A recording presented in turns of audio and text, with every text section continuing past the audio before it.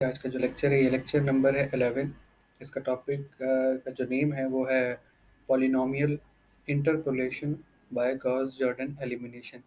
देखिए, polynomial interpolation में जो इंटरपोलेशन का वर्ड है, बेसिकली इंटरपोलेशन हम वहाँ पे अप्लाई करते हैं जहाँ पे हमें एक सेट ऑफ डेटा प्रोवाइडेड होता है और उस सेट ऑफ डेटा से हम एक ऐसी इक्वेशन या एक ऐसा पॉलिनोमियल बना लेते हैं जिसमें अब अगर आगे हम कोई भी नया डेटा दें तो वह एक एक्यूरेट या एग्जैक्ट वैल्यू हमें प्रोवाइड कर सके,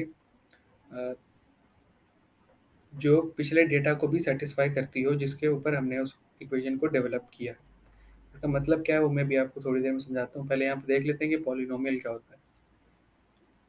देखें, polynomial function of degree n in the variable x is a function defined by this expression। वो कह रहे हैं, वो कह रहे हैं कि एक पॉलिनोमियल फंक्शन एक्स वेरिएबल के लिए वो फंक्शन होगा जिसकी डिग्री क्या होगी, वैसे एन होगी। आमतौर पर एन रखी जाती है, मैंने n-1 रखी है तो मैं इसको n-1 कर दूंगा, ये ज़्यादा बेहतर है। सो अब इसका मतलब क्या है? इसका मतलब ये है कि let's say y is equals to p of x is equals to what, a naught plus a1 x power 1 plus a2, मतलब एक नया कोफिशिएंट बट वेरिएबल सेम है अभी भी, उसी का स्क्वायर। नया कोफिशिएंट a3, वेरिएबल सेम है, उसकी पावर बढ़ गई। एंड तक गए, कोफिशिएंट अभी भी नया है लेकिन जो वेरिएबल है वो सेम है, बस उसकी पावर चेंज हुई है। अब इसको याद करने का तरीका क्या है, ये लिखने का तरीका क्या है? बहुत सिंपल तरीका है। इसमें आपको बस पैरामीटर्स पता होने चाहिए कि n क्या है, that's it, nothing more than that. देखिए, n आपको पता है, बता देता हूँ कि n होता है नंबर ऑफ पॉइंट्स या simply number of coordinates which are provided to. मान लीजिए आपको कितने प्रोवाइड किए गए, 4 कोऑर्डिनेट्स। मान लीजिए अगर if n is equal to 4, then हम कहाँ तक जाएंगे, हम जाएंगे a3 x3। वजह क्या है कि जब मैं 4 n की जगह 4 रखूंगा तो ये बनेगा 4-1 विच इज a3 x की पावर 4-1 x3। तो मैं इस टर्म तक जाऊंगा। इस टर्म को a3 x3 या generally an-1 x power n-1, इसको हम कहते हैं डोमिनेटिंग टर्म, बिकॉज ये डिसाइड करती है कि हमारा पॉलिनोमियल कितनी डिग्री का है। ठीक है जी, ये अभी क्यूबिक है। x की पावर 3 बता रही है कि पॉलिनोमियल क्यूबिक है। x की पावर 2 होती तो वो क्या बताती कि पॉलिनोमियल एक क्वाड्रेटिक फंक्शन है। इस तरीके से अगर x की पावर 1 होती तो क्या वो, उससे पता चलता है कि ये एक लीनियर फंक्शन है। तो ये डोमिनेटिंग टर्म होती है।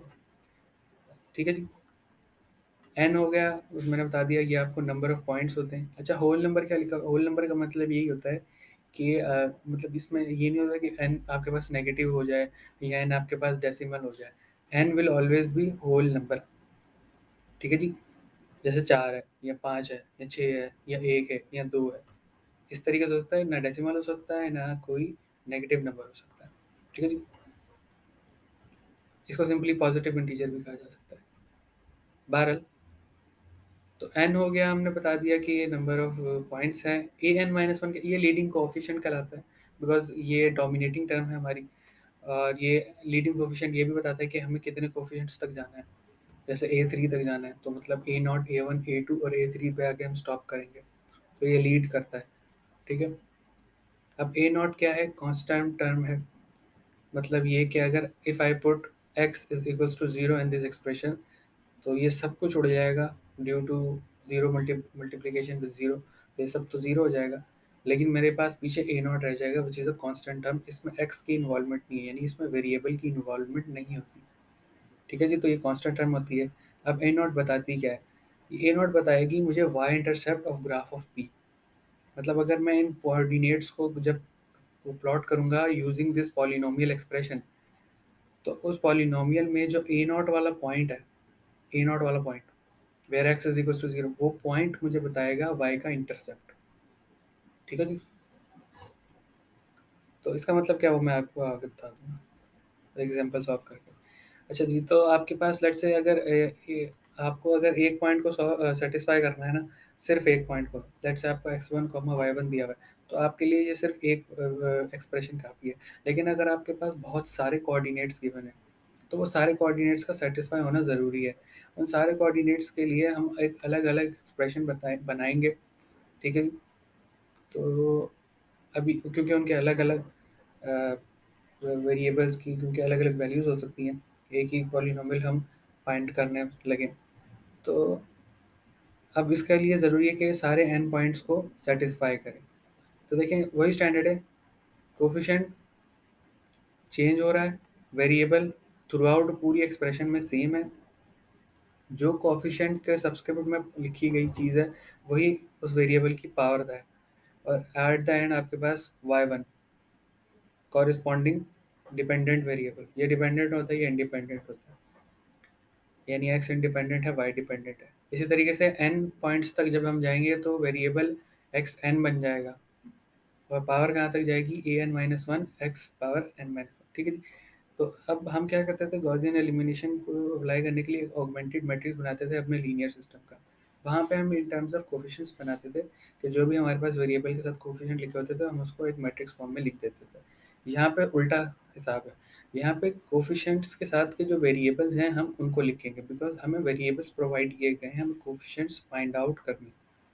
तो अब देखिए ए नॉट के वाले कॉलम जो है ना उसमें मैंने सारे में 1 लिखा है, उसकी वजह ये है कि इनके साथ वेरिएबल इन्वॉल्व नहीं है। इसका मतलब इसके साथ है ना छोटा-सा ब्रैकेट में 1 लिखा हुआ है, यानी यहाँ पे x जो है ना 1 के बराबर आ रहा है हर बार। तो वो आपको लिखने की ज़रूरत नहीं होती इसलिए हम दिखाते भी नहीं है। तो यहाँ पे आप सीधा-सीधा 1 लिखेंगे, ए नॉट का पूरा कॉलम 1 आएगा। अब कहाँ तक जाएँगे वो डिपेंड करता है कि आपके पास पॉइंट्स कितने गिवन हैं। अगर आपके पास 4 पॉइंट्स गिवन है तो फर्स्ट कॉलम बनेगा 4, उसमें 1 आएँगे तरतीब से। 4 रॉज़ और उनके जो फर्स्ट कॉलम है उनका होगा 1, 1, 1, 1। अब आगे आते हैं। फर्स्ट जो रॉ है उसमें क्या होगा कि जो हमारा x1, y1 का जो कोऑर्डिनेट है उसका x1 आएगा, उसके थर्ड कॉलम में उसका स्क्वायर हो जाएगा, उसके फोर्थ कॉलम में उसका क्यूब हो जाएगा। डिपेंड करता है आपके पास क्या कहते हैं, वो मांग क्या रहे हैं आपसे, वो आपसे क्या क्यूबिक मांग रहे हैं, वो आपसे क्वार्टिक मांग रहे हैं, वो क्वाड्रेटिक मांग रहे हैं, वो आपसे कितनी पावर मांग रहे हैं। इस केस में हमारे पास हमने एक्स क्यूब तक रखा है इसको, ठीक है जी।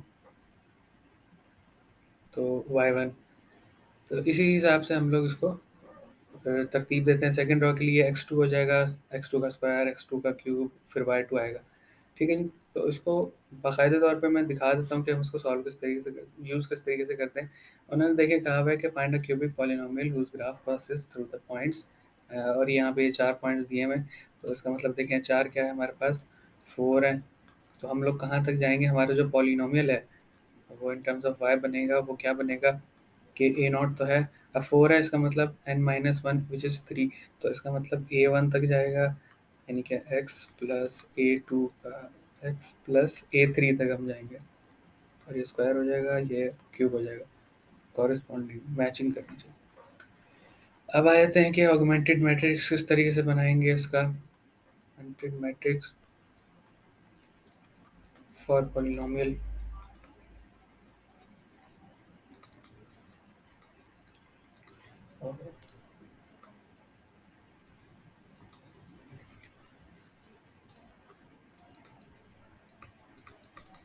चलिए ऐसे ही लिख देता हूँ।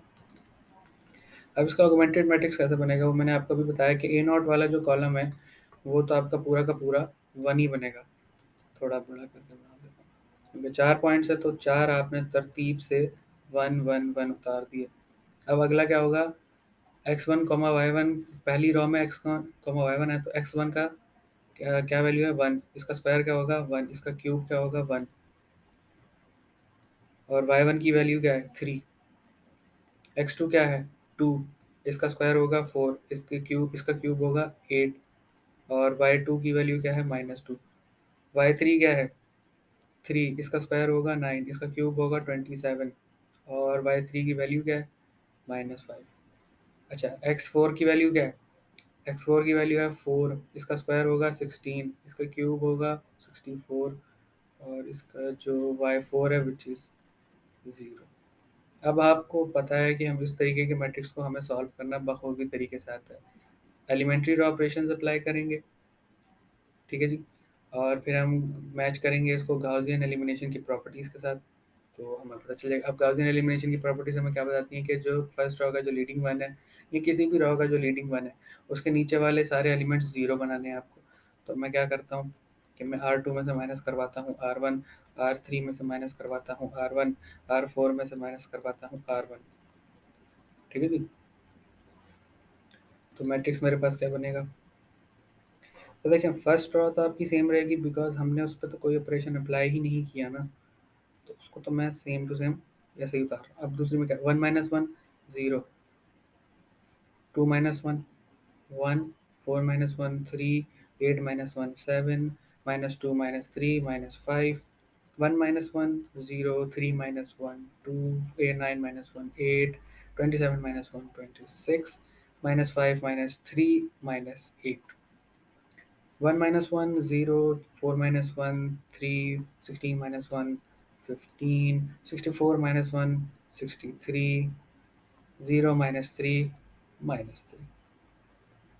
देखिए फर्स्ट रॉ का जो लीडिंग वन था उसके नीचे के सारे एलिमेंट्स बन गए हैं ज़ीरो। अब सेकंड रॉ का लीडिंग वन क्या है, ये इसका जो वन है। अब इसके नीचे भी मुझे ज़ीरोज़ चाहिए, तो बहुत सिंपल है, मैं इसी की मदद लूँगा। इसकी मदद लेते हुए मैं क्या करूँगा, मैं R2 में से माइनस करूँगा 2, सॉरी R3 में से, R3 में से, बिकॉज़ R2 में तो बना हुआ है। R3 में से मैं, ये 3 है, में से माइनस करूँगा 2R2, और R4 में से मैं माइनस करूँगा 3R2। तो अब देखें क्या होगा। अब देखें ये आपके पास फर्स्ट इक्वेशन तो ये सेम टू सेम ही रहेगी, इस पर तो कोई ऑपरेशन ही अप्लाई नहीं किया। तो अच्छा ये ज़ीरो, और इस पर भी कोई ऑपरेशन अप्लाई नहीं किया, तो ये भी सेम ही रहने वाली है। अब आ जाते हैं R3 पे, इस पर तो किया है ऑपरेशन, इस पर तो थोड़ी चेंजिंग आएगी ही आएगी, तो उसको हम देख लेते हैं। ओहो, मेरे से 5 क्यों नहीं बन रहा है ये? बन गया भाई, बन गया, मुबारक। तो ज़ीरो, तो ये तो हो जाएगा 2 - 2 0, 2 × 3 is 6, so 8 - 6 give me 2, 2 × 7 gives me 14, 26 - 14 will give me 12. Okay. 2 × 5 is 10, that will be -10, -8 minus will become plus, -8 + 10 will give me 2। तो कैलकुलेटर से करके देख लीजिएगा, आपको कन्फ्यूजन हो तो। ठीक है जी। मैं अभी मैनुअली कर रहा हूँ, मतलब देख देख के, मतलब स्क्रीन पे सामने कर रहा हूँ आपके। 3 × 1, एंड ये तो सर पहले ज़ीरो, ये ज़ीरो बन जाएगा। 3 × 3 is 9, 15 - 9 will give me 6, 3 × 7 will give me 21, and 63 - 21 will give me 42, so 42।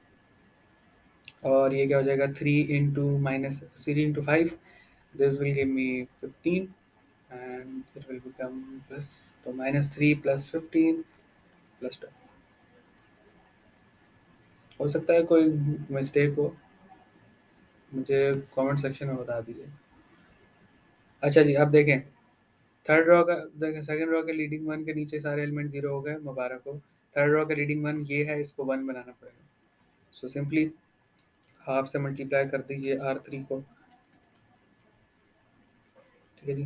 1 1 1 1 7 3 1 0 0 0, ये भी सेम ही रहने वाली है। 3 - 5 और 12, चेंजिंग आएगी R3 में, so it will become zero, ये तो ज़ीरो ही रहेगा, ये बन जाएगा 1, इसको जब करूँगा ये बन जाएगा 6, इसको जब करूँगा ये बन जाएगा 1। अब देखें थर्ड रॉ का जो लीडिंग वन है उसके नीचे वाला जो 6 वाला एलिमेंट है इसको ज़ीरो बनाना पड़ेगा। बहुत आसान है, R4, तो ये मुझे करना पड़ेगा R4 - 6 R3, तो मेरे पास क्या आएगा, 1 1 1 1 0 1 3 7 3 - 5, सिंस इस पर तो कोई ऑपरेशन ही अप्लाई नहीं किया, तो ये तो अनचेंज रहने वाला है। अब चेंजिंग आएगी इसमें, So 6 into 1, 6, 6 minus 6, 0, 6 into 6 is 36, 42 minus 36 will give me 8. सही कहा। 1 मिनट 8 क्यों? 6 बजे ना, 6 बजे। Now 6 into 1, 6, 12 minus 6, 6। बहुत आसान है। ये आपके पास आ गई आपकी एक lawn form.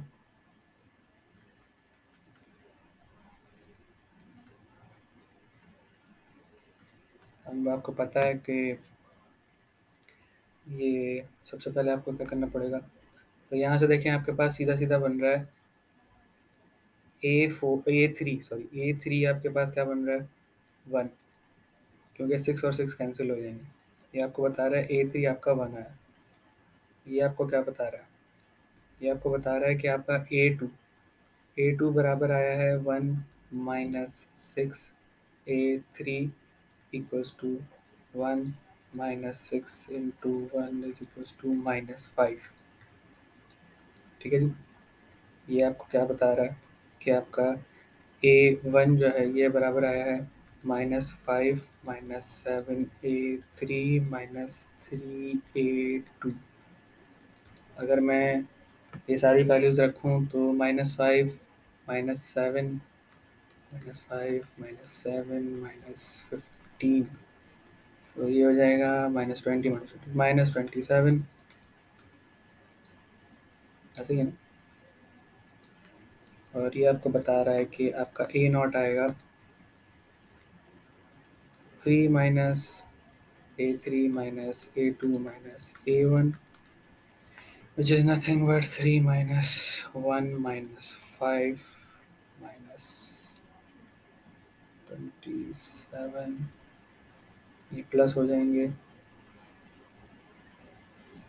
Oh my god, I made a mistake, I made a mistake, I made a mistake. Sorry, sorry। ये यहाँ पे मिस्टेक हुई है। ये -5 था, -7 था, ये प्लस का 15 है। So +15 -5 will give me 10 and this will give me 3। ये 3 आएगा। और जब मैं ऊपर वाले में रखूँगा ये प्लस का 5 हो जाएगा। सॉरी, माइनस का 1 है, माइनस का 1 है, प्लस का 5 है और माइनस का 3 है। So 3 and 3 gets cancel, -1 + 5 will give me 4। ठीक है जी। तो आपके पास ये रिजल्ट बना है आपके इकोलॉन फॉर्म के। आपके पास फाइनल रिजल्ट क्या बनेगा? तो पी ऑफ एक्स आपका बनेगा, ए नॉट की वैल्यू क्या है 4। ये फिर आपके पास ये आता है प्लस का 3x। आपके पास A2 माइनस है तो ये माइनस का करना पड़ेगा 5x² और ये करना पड़ेगा x का क्यूब। अब इसमें आप x की कोई भी वैल्यू रखो, उसका कॉरिस्पॉन्डिंग आपको y की वैल्यू मिल जाएगी। मिसाल के तौर पे आप यहाँ पे रखो x की वैल्यू 1 रखो, यहाँ पे 1 रखोगे, यहाँ पे 1 रखोगे, यहाँ पे 1 रखोगे, रखो, आपको पता चल जाएगा आपका जो y आएगा ना वो 3 आएगा। ठीक है। तो ये आज का लेक्चर था। उम्मीद है आपको समझ आया होगा कि पॉइंट्स से हम यूजिंग गॉसियन एलिमिनेशन इस तरीके से हम उस पॉलिनोमियल की इक्वेशन को, एक्सप्रेशन को फाइंड आउट करते हैं। ठीक है जी। मेन चीज़ है आपने ऑगमेंटेड मैट्रिक्स बनाना याद रखना है। तो आज के लिए इतना ही रखते हैं, मुझे दीजिएगा इजाज़त। अपना रखिए बहुत ज़्यादा ख्याल। चाहें तो आप इसका स्क्रीनशॉट ले सकते हैं। ये तो खैर आपको किसी किताब में भी मिल जाएगा, मगर फिर भी लेना चाहें तो ले लें। ले लिया? इसकी पिक्चर बहुत मेन है, ये ले लें। ठीक है जी। और ये सवाल है, सवाल नोट कर लें पहले। ठीक है जी।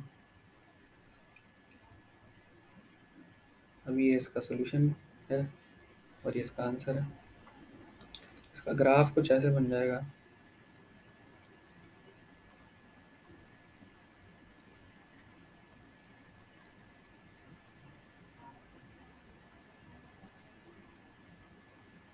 पॉलिनोमियल क्यूबिक है, तो इस तरीके से कुछ बनेगा इसका। वो आप खैर ग्राफ पेपर बना के देख सकते हो। एक्स की वैल्यू रखिएगा, वाई की वैल्यू देखिएगा, वहाँ पे पॉइंट बना के कनेक्ट कर दीजिएगा।